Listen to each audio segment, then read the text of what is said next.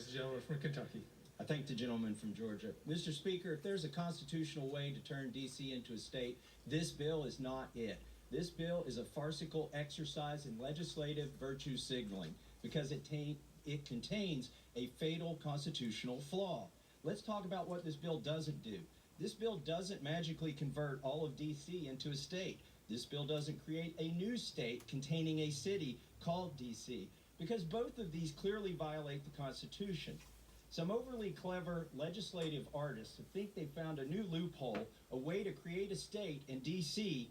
without violating the Constitution. What this bill does is it seeks to shrink the city of D.C. into a tiny city and then creates a state from the territory that's left over. The problem with that is there's the 23rd Amendment to the Constitution that gives the city of D.C. presently 3 electoral votes. Paradoxically, the bill itself acknowledges the constitutional flaw within because it contains an expedited procedure to vote on the repeal of the 23rd Amendment in this chamber and the Senate chamber. The problem is the bill keeps plowing forward and would create a new state even if the 23rd Amendment is not repealed.